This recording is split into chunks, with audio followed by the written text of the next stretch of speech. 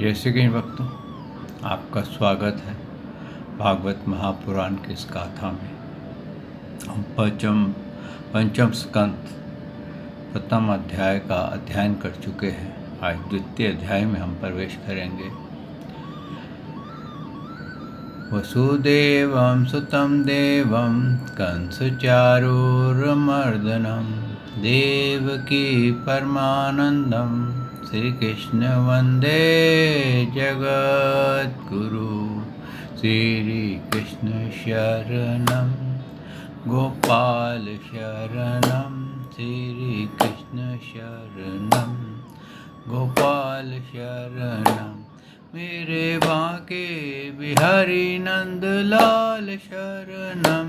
मेरे बांके बिहारी नंदलाल शरणम श्री कृष्ण शरणम गोपाल शरणम श्री कृष्ण शरणम गोपाल शरणम मेरे बांके बिहारी नंदलाल शरणम मेरे बांके बिहारी नंदलाल शरणम। बोल भगवान श्री कृष्ण की जय। श्री नंद के लाला की जय। श्री देवकी नंदन श्री कृष्ण की जय। श्री द्वारकाधीश भगवान श्री कृष्ण की जय। बोल देवादिदेव पूर्ण ब्रह्म भगवान श्री कृष्ण की सदा ही जय। जय श्री कृष्ण भक्तों, आपका स्वागत है इस भागवत महापुराण की गाथाओं में। भक्तों, हमने श्रवण किया था कि प्रियव्रत जो थे वो मनु जी के पुत्र थे और मनु जी कहते हैं वृक्त होना चाहते थे, संन्यास लेना चाहते थे, राजपाट छोड़ना चाहते थे। क्यों? हर इंसान जब उसकी शरीर की आयु बड़ी हो जाती है तो शरीर की जो परफॉर्मेंस होती है, एनर्जी होती है ना, वो कम हो जाती है। तो परफॉर्मेंस पहले क्या था कि राजा लोग स्वयं ही अपने आप को जब उनकी परफॉर्मेंस कम होने लगती थी तो वो रिटायर कर देते थे। और आजकल के तो ऐसा हो गया है, कलयुग है, कि अगर अंतिम सांस भी ले रहा होगा तो उसको गद्दी छोड़ने में तकलीफ होगी। तो ये धर्म और अधर्म का अंतर है, ज्ञान अज्ञान का अंतर है।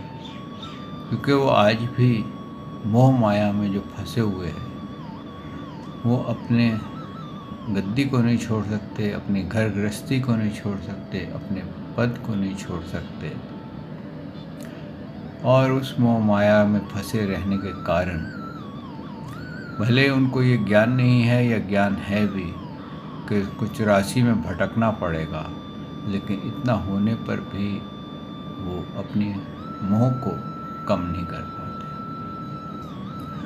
और जब मोह को कम नहीं कर पाते तो मैं मेरा राग द्वेष निंदा स्तुति कैसे छूटेंगे? काम क्रोध लोभ मोह अहंकार मत्सर तृष्णाएं कैसे छूटेंगे? आपके जो चक्र हैं 7 वो कैसे खुलेंगे? कुंडलिनी शक्ति कैसे जागृत होगी? आप अपना हर द्वार मोह के कारण, अहंकार के कारण, मत्सर के कारण बंद कर देते हैं। तो भक्तों, हर एक मानव को ये मालूम है कि ये जीवन एक सपने की तरह चल रहा है और मृत्यु सत्य है। और मृत्यु का सत्य बहुत से मानव, बहुत से जीव इसको सहन नहीं कर पाते। कहते हैं ना, मरना बुरी बला है, मरने का नाम मत लो यारो। लेकिन हकीकत क्या है? बाकी सब असत है। आपको भोग मिलेंगे नहीं मिलेंगे, आपके साथ क्या होगा क्या नहीं होगा, आप बड़े से बड़े विपदा में बच जाएं, लेकिन आखिरकार आपको शरीर का त्याग करना ही पड़ेगा। आज तक इस संसार सागर से कोई भी अपने शरीर को या शरीर के एक बाल को भी साथ नहीं लेकर गया। अब तो इसको बिल्कुल बहुत सरल समझ सकते हैं कि ये जो शरीर है, इसके अंदर आत्मा प्रकट होती है और आपको ये शरीर कार्य करता हुआ लगता है। जैसे रोबोट में बैटरी लगाई जाए और उसका प्रोग्राम चलने लग जाता है, सॉफ्टवेयर उसका काम करता है, उसी प्रकार से शरीर में आत्मा रूपी बैटरी हम में लगी हुई है। और जैसे ही वो बैटरी डिस्चार्ज होती है तो बदकिस्मती ये है कि वो बैटरी बदली नहीं जा सकती। तो ये बॉडी जो है शरीर की, ये भी शांत हो जाती है। तो इसको 4 आदमी उठाते हैं। जो भाग रहा था, झगड़ा कर रहा था, आवाज़ें दे रहा था, हंसी मजाक कर रहा था, वो शांत हो जाता है। तभी भी आप कभी मृत व्यक्ति को देखें, मरे हुए को देखें, उसकी कोई भी वस्तु कम नहीं होती, सब वैसे को वैसे ही रहता है। लेकिन ऐसी कौन सी वस्तु है जो निकल गई? अब तो जैसे आपके मोबाइल में सिग्नल आ रहा है टावर का, और वो टावर का सिग्नल बंद हो जाए या नेट आपकी बंद हो जाए, तो आप कितना ही मोबाइल को भुड़का लो, कुछ भी कर लो, वो बिल्कुल वैसे ही हो जाएगा जैसे डेड होता है। उसके अंदर आप न बात कर सकेंगे, न संदेश भेज सकेंगे, एकदम एक यंत्र की तरह आपके हाथ में होगा। जबकि उससे पहले जब उसमें सिग्नल आ रहा था, उसमें नेट आ रही थी, आप उससे अनेकों एक्टिविटीज़ कर रहे थे, अनेकों कार्य उसके कर रहे थे, व्हाट्सअप देख रहे थे, फोटोएं देख रहे थे, ये देख रहे थे, सब बंद हो गए। उसी प्रकार से भक्तों, जब तक हमारे अंदर उस प्रभु का सिग्नल आता है और नेट आती है तो ये बॉडी कार्य करती है। लेकिन जैसे ही उस प्रभु का सिग्नल और नेट बंद हो जाती है तो ये बॉडी कार्य करने बंद कर देती है। तो इसलिए पुरातन वक्त में क्या था कि जैसे कि उसकी परफॉर्मेंस बॉडी की कम हो जाती थी तो लोग संन्यास की तरफ चले जाते थे, अपना घर गृहस्थी राज्य छोड़ देते थे, उसमें मोह में नहीं पड़ते थे, ताकि हम जीवन मृत्यु के चक्र से बाहर निकल जाए। वही प्रियव्रत को जब समझाया गया कि संन्यास जो है ये अगर पूर्ण तरह से इसकी तैयारी करके, इसका पूरा ज्ञान पा करके ना लिया जाए तो ये संन्यास कभी कभी बहुत भारी हो जाता है।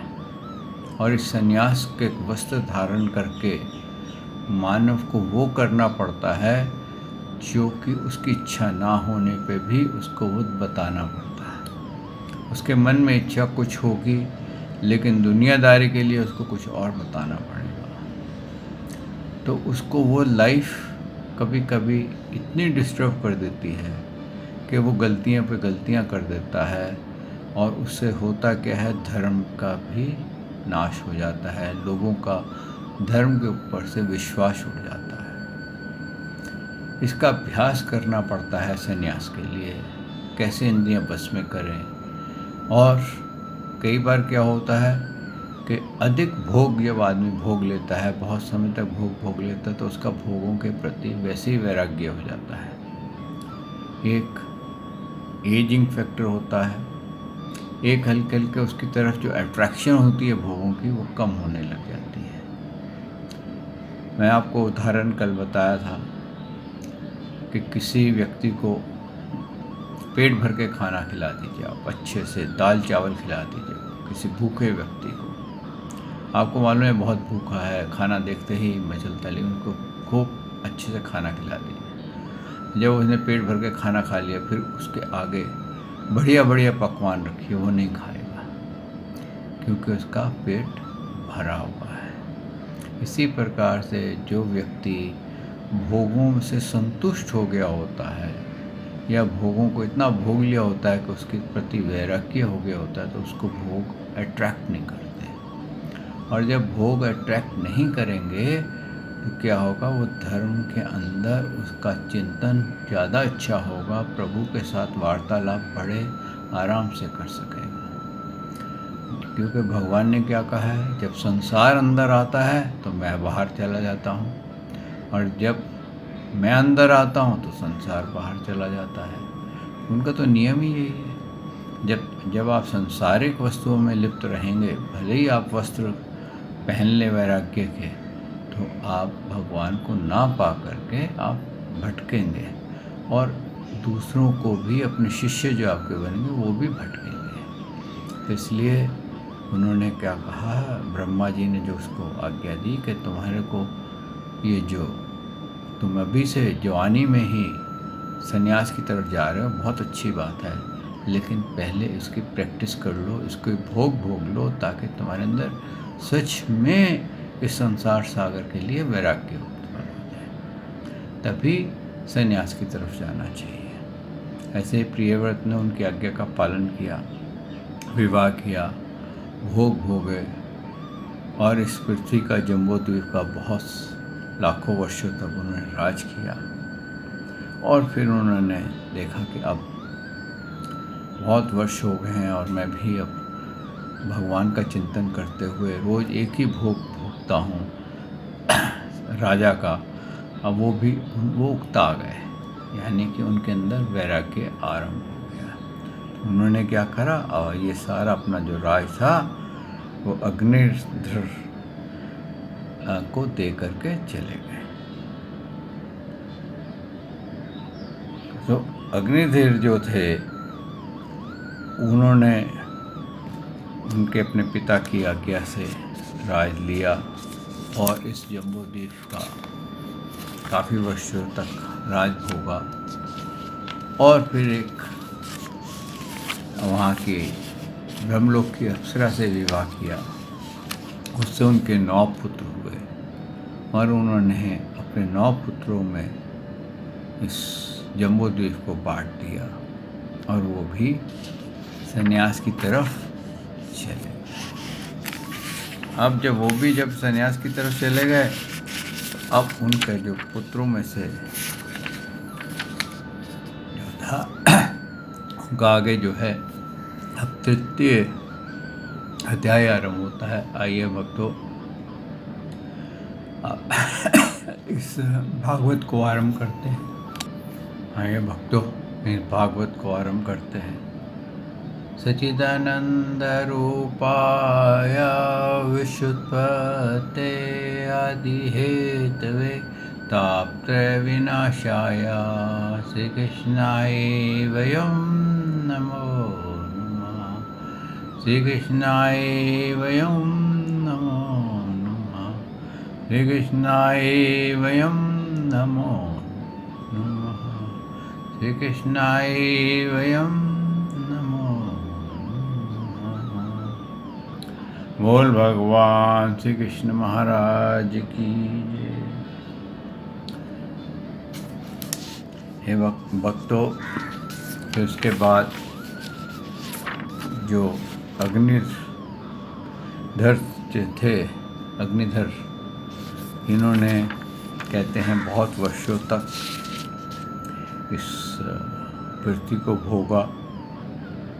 और आगे सुखदेव जी ने बताया है, सुखदेव जी कहते हैं, हे राजन, अग्निधर देवताओं के समान बुद्धिमान और स्त्रियों को प्रसन्न करने में बड़े कुशल थे। उन्होंने इसी प्रकार रीति चतुर्माई से मीठे मीठे बातों से उस अप्सरा को प्रसन्न कर लिया, जिसके बारे में मैं आपको पहले बता चुका कि उन्होंने एक ब्रह्मलोक की अप्सरा से विवाह किया था। वीर समाज में अग्रगण्य अग्निधर की बुद्धि, शील, रूप, अवस्था, लक्ष्मी और उदारता आकर्षित होकर के वह उन जम्बूद्वीपपति के साथ हजारों वर्ष तक पृथ्वी और स्वर्ग भोगती रही। तदंतर निपवर अग्निधर ने उसके गर्भ से नाभि, किमपुरुष, हरिवश, इलावावृत, रमायक, हरणमय, क्रू, भद्रश्व और कुतुमाल नाम के 9 पुत्र उत्पन्न किए। इस प्रकार 9 वर्ष प्रति वर्ष एक एक क्रम से 9 पुत्र उत्पन्न कर पूर्वचित उन्होंने राज्य भवन में ही छोड़कर फिर ब्रह्मा जी की सेवा में उपस्थित हो गई। पूर्वचित ही उसका नाम था, जो जैसे उसके 9 पुत्र हो गए उसने उस राज्य का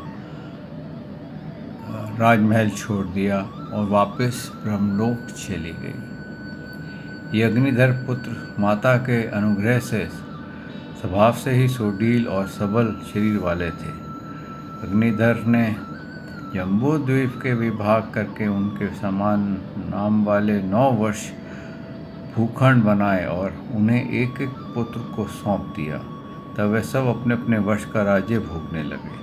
महाराज अग्निधर दिन दिन भोगों को भोगते रहने पर भी उनसे अतृप्त ही रहे। वे उस अप्सरा से ही परम पुरुषार्थ समझते थे, इसलिए उन्होंने वैदिक कर्मों के द्वारा उसी लोक को प्राप्त किया जहाँ पितृगण अपने सुकृतों के अनुसार तरह तरह के भोगों में मस्त रहते हैं। पिता के परलोक सिधारने पर नाभि और 9 भाइयों ने मरु देवी, प्रतिरूपा, उग्र दशंत्री, लता, राम्य, क्षमा, नारी, भद्र और देववीत नाम की 9 कन्याओं से विवाह किया। यहाँ पर दूसरा अध्याय का विश्राम होता है। देखिए यहाँ पर सुखदेव जी ने क्लियर कर दिया कि जो इंसान भोगों में लिप्त रहता है वो मोक्ष नहीं पाता। कहाँ जाता है? उसने पितृलोक पाया, जहाँ पर कि वो पितरों के साथ रहेगा, सोमरस का पान करेगा और फिर पितृलोक का आनंद भोग करके वापस पुनः मृत्यु लोक में आ जाएगा। यानी कि वो असंतुष्ट व्यक्ति था। अब आगे कहते हैं कि नाभि, ये 3 अध्याय है, राजा नाभि का चरित्र। अब जो राजा नाभि थे, इन्होंने बहुत वर्षों तक राज किया। इनके पुत्र की कामना से इन्होंने भगवान की आराधना की और भगवान की आराधना करी। जब भगवान प्रकट हुए तो इन्होंने क्या मांगा कि मुझे आप जैसा पुत्र चाहिए। तो भगवान ने कहा कि मैं तो मेरे जैसा तो नहीं, लेकिन मेरी कलाओं से युक्त तेरे घर में एक पुत्र होगा। तो इन्हीं का पुत्र आगे जो थे वो ऋषभ देव जी का हुए। ऋषभ देव जो हैं वो जैन मुनियों के प्रथम अवतार हैं। दिगंबर वृत्ति से इन्होंने ही संन्यास लिया था और इन्हीं के पुत्र हुए थे राजा भरत। तो ऋषभ देव का यहाँ पर ये 3रा अध्याय यहाँ पर का विश्राम हो जाता है और ऋषभ देव का राज्य शासन यानी कि 4 अध्याय 5म स्कंद का यहाँ आरंभ होता है। तो सुखदेव जी कहते हैं, राजन, नाभि के अंग जन्म से ही भगवान विष्णु वज्र, अंकुश आदि चिन्हों से युक्त थे। समता, शांति, वैराग्य और ऐश्वर्य आदि महाभूतियों के कारण समता, शांति, वैराग्य और ऐश्वर्य आदि महाविभूतियों के कारण उनका प्रभाव दिनों दिन बढ़ता जाता था। वह देखकर मंत्री आदि पूर्वकृत वर्ग, राजा, प्रजा, ब्राह्मण और देवताओं को यह उत्कट अभिलाषा होने लगी थी कि ये पृथ्वी का शासन करें। उनके सुंदर और सुडौल शरीर को विपुल कीर्ति, तेज, बल, ऐश्वर्य, यश, पराक्रम और शूरवीरता आदि गुणों के कारण महाराज नाभि ने उनका नाम ऋषभ रखा। ऋषभ का मतलब होता है श्रेष्ठ। और फिर उन्होंने उनको राज दे दिया ऋषभ जी को, और वो स्वयं वन चले गए थे। अब ऋषभ देव जी जो थे, इन्होंने बहुत अच्छा राज्य किया, प्रजा सदा प्रसन्न रहती थी, और क्योंकि ये भगवान के कलाओं से उत्पन्न हुए थे तो इनके प्रजा को कभी किसी प्रकार का कष्ट नहीं होता था। पूर्ण रूप से वर्षा होती थी, पूर्ण रूप से अन्न होता था, हर जगह सुंदरता छाई होती थी, और आपस में सब जगह प्रेम और शांति बनी हुई थी। आगे यहाँ पर 5वां अध्याय का विश्राम करते हुए ऋषभ देव जी का देह त्याग। अब ऋषभ देव जी का जो देह त्याग का है, ये 6ठा अध्याय, इसको बहुत इम्पोर्टेंट अध्याय है। राजा परीक्षित ने पूछा, भगवान योग रूप वायु से प्रज्वलित हुई ज्ञान अग्नि से जिसके राग आदि कर्म भी दुग्ध हो गए थे, उन आत्माराम मुनियों को देवश यदि स्वयं ही अनिमा आदि सिद्धियां प्राप्त हो जाएं, तो वह उनके राग द्वेष क्लेशों के कारण तो किसी प्रकार हो ही नहीं सकते। फिर भगवान ऋषभ देव ने उन्हें स्वीकार क्यों नहीं किया? देखिए कि ये जो सिद्धियां हैं, इसके बारे में उन्होंने कहा कि ऋषभ देव जी ने उन सिद्धियों को, जबकि वो सिद्धियां आई उनके पास कि वो कार्य करेंगी, लेकिन उन्होंने उसको स्वीकार नहीं किया था। और सुखदेव जी ने कहा, तुम्हारा कहना ठीक है, किंतु संसार में जैसे चालक व्याध अपने पकड़े हुए मृग का विश्वास नहीं करते, उसी प्रकार बुद्धिमान लोग इस चंचल चित्त का भरोसा नहीं करते। ऐसा ही कहा भी है, इस चंचल चित्त से कभी मैत्री नहीं करनी चाहिए। इससे विश्वास करने से ही मोहिनी रूप में फंसकर महादेव जी का चिरकाल का संचित तप क्षीण हो गया था। क्योंकि ये जो चित्त है, आगे ये जो है तप महादेव जी का क्यों खराब हुआ था, आगे कथा में आएगा कि कैसे महादेव जी भी इस चित्त के, इस मन के जाल में फंस गए थे, और उन्होंने अपना कई हजारों वर्ष का जो संचित तप था वो समाप्त हो गया था, क्षीण हो गया था। जैसे व्यभिचार ने स्त्री जार पुरुष को अवकाश देकर के उनके द्वारा अपने में विश्वास रखने वाले पति का वध करा देती है, उसी प्रकार जो योगी मन पर विश्वास करते हैं, उनका मन काम और उसके साथ ही क्रोध आदि शत्रुओं का आक्रमण करने का अवसर देकर उन्हें नष्ट भ्रष्ट कर देता है। क्या होता है, ये देखिए यहाँ पर ज्ञान चर्चा हो रही है कि हमारा मन जो होता है वो भोगों में, इंद्रियों को तृप्त करने में इतना लीन हो जाता है कि वो हमारे को कब गड्ढे में गिरा दे, कब दलदल में गिरा दे, हमें पता नहीं चलता। आगे सुखदेव जी कहते हैं, काम क्रोध मत लोभ मोह और भय आदि शत्रुओं का तथा कर्म बंधनों का मूल तो यह मन ही है। इस पर कोई भी बुद्धिमान कैसे विश्वास कर सकता है? देखिए यहाँ पर जो मन है, ये हमारे शत्रुओं का वास स्थान कौन सा है? मन है, जिसके अंदर काम क्रोध लोभ मोह अहंकार मत्सर तृष्णाओं का वास है, इच्छाओं का वास है। और जब इतना सारे ये शत्रु हमारे हैं, देखा जाए तो ये हमारे शत्रु होते हैं। हम ना चाहते हुए भी कई बार कोई कार्य कर देते हैं। कई बार हम कोई व्यक्ति से नाराज़ हो जाते हैं, लेकिन उसने कुछ हमारा बिगाड़ा नहीं होता है, लेकिन ना चाहते हुए भी हमारे से अपमान हो जाता है। क्यों? कि हमारे मन में क्रोध आ गया था। इसी प्रकार भक्तों, ये जो काम क्रोध लोभ मोह है, ये हमारे हृदय में वास करते हैं, और ये कब हमारी बुद्धि को भ्रष्ट कर दें इसका पता नहीं चलता है। इसीलिए लोगों ने कहा है कि मन को साधो। कैसे साधो?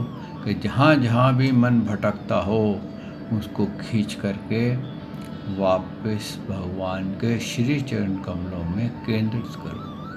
तो वो उसमें जब केंद्रित होने लग जाएगा तो आपके जो भोगों की तरह जो आप फंसे हुए हैं, आपके बंधन खुलने लग जाएंगे। आगे सुखदेव जी कहते हैं, इसी से भगवान ऋषभदेव यद्यपि इंद्र आदि सभी लोकपालकों के भी भूषण रूप थे, तो भी वे जड़ पुरुष की भांति अद्भुत कैसे विविध वेश, भाषा और आचरण अपने ऐश्वर्य को, प्रभाव को छिपाए रहते थे। अंत में उन्होंने योगियों के देह त्यागने की विधि सिखाने के लिए अपना शरीर छोड़ना चाहा। वे अपने अंतःकरण में अभेद रूप से स्थित परमात्मा को अभिन्न रूप से देखते हुए वासनाओं के अनुवृत्ति से छूटकर लिंग देह के अभिमान से भी मुक्त होकर उपराम हो गए थे। इस प्रकार लिंग देह के अभिमान से मुक्त हुए भगवान ऋषभदेव का शरीर योगी माया की वासना से केवल अभिमान भाव से आश्रय ही इस पृथ्वी पर विचरता रहा। वह देववेश कोंक, वेंग और दक्षिण और कुंक कर्नाटक देशों में गया और मुंह में पत्थर पकड़ करके तथा डाल करके बाल बिखरे हुए अंत में समान दिगंबर रूप से काल चल के वन में घूम रहा था। इसी समय झंझावात से झंझोरते हुए बांसों का घर्षण, प्रबल दवा अग्नि धधक उठी और उनसे सारे वन में अपनी लाल लाल लपटों से लेकर के ऋषभदेव सहित भस्म कर दिया। अब देखिए क्या है, यहाँ पर जो ऋषभदेव थे उन्होंने कैसे वो दिगंबर यानी कि उन्होंने ऐसी वृत्ति धारण की, जो आदमी बहुत ज़्यादा भगवान में लीन हो जाता है ना, तो उसको अपने शरीर का कोई भान नहीं रहता। वो अपने मल मूत्र में ही पड़े रहते हैं अपने ही उसमें रहते हैं। और ऐसे ही कहते हैं, जब ऋषभदेव जब मल त्यागते थे तो उसमें बजाय दुर्गंध आने के सुगंधी आती थी। और वो मुंह में एक पत्थर का टुकड़ा दबा करके पागलों की तरह घूमते रहते थे। और जैसे अजगर होता है, अगर उसको कुछ भी खाने को नहीं मिले तो वो पत्थर खाता है। इसी प्रकार से ऋषभदेव ने भी वही वृत्ति अपनाई कि सन्यासी के लिए जब सारा संसार का परित्याग कर दिया जाए, जब पूर्ण रूप से सन्यास ले लिया जाए, तो उसको किसी भी वस्तु की आवश्यकता नहीं है। यानी कि उसको सिवाय प्रभु के चिंतन के और किसी की भी आवश्यकता नहीं रहती है। और वो हर पत्ते से, हर चीज़ से उसका शरीर का पालन कर लेता है। और ये जो शरीर है, ये बॉडी है, ये हमारा वो समय था जब सतयुग था। लेकिन भक्तों, आज कलयुग है। आज वन में पत्ते भी दूषित हो रहे हैं। तो इसलिए कहा गया है कि आप अपने जहाँ पर भी हैं वहीं बैठ कर के प्रभु का चिंतन करें और वहीं पर ही भगवान का प्रसन्न हो जाएंगे। आपको भक्ति करने के लिए कहीं जाने की आवश्यकता नहीं है, केवल अपनी आत्मा को पहचानने की आवश्यकता है, केवल अपने अंदर वैराग्य बढ़ाने की आवश्यकता है। और जब तक आपके अंदर भक्ति नहीं आएगी, ज्ञान नहीं आएगा, क्योंकि भक्ति आएगी तो ज्ञान आएगा, ज्ञान आएगा तो आपको वैराग्य आएगा, वैराग्य आएगा तो आपको तप करने का इच्छा होगी। और आप तप बिना अपने मन में ही, कहते हैं ना, अंतःकरण में वैराग्य, पहाड़ से संसार, इस संसार सागर में रहते हुए ही आप भक्ति, ज्ञान, वैराग्य और तप कर सकते हैं और इस जीवन मृत्यु से आप पार पा सकते हैं। यही यहाँ संदेश दिया गया है। और इन्होंने जब ऋषभदेव जी ने क्या किया था कि जब ये देह त्यागने जा रहे थे तो इन्होंने अपने पुत्र जो सबसे बड़े थे भरत, उनको राज दे दिया था। आइए भक्तों, यहाँ वाणी को विश्राम देते हैं। कल प्रभु ने चाहा तो भरत चरित्र का हम पान करेंगे, और ये भरत चरित्र सबसे इम्पोर्टेंट चरित्र है इस भागवत का। श्री कृष्ण शरणम गोपाल शरणम, श्री कृष्ण शरणम गोपाल शरणम, मेरे बाके बिहारी नंदलाल शरणम, मेरे बाके बिहारी नंदलाल शरणम, श्री कृष्ण शरणम गोपाल शरणम, श्री कृष्ण शरणम गोपाल शरणम, मेरे बाके बिहारी नंदलाल शरणम, मेरे बाके बिहारी नंदलाल शरण। बोल भगवान श्री कृष्ण की जय। हे नंद के लाला की जय। हे देव की नंदन श्री कृष्ण की जय। हे द्वारकाधीश भगवान श्री कृष्ण की जय। बोल देवादिदेव पूर्ण ब्रह्म भगवान श्री कृष्ण की सदा ही जय। जय श्री कृष्ण भक्तों।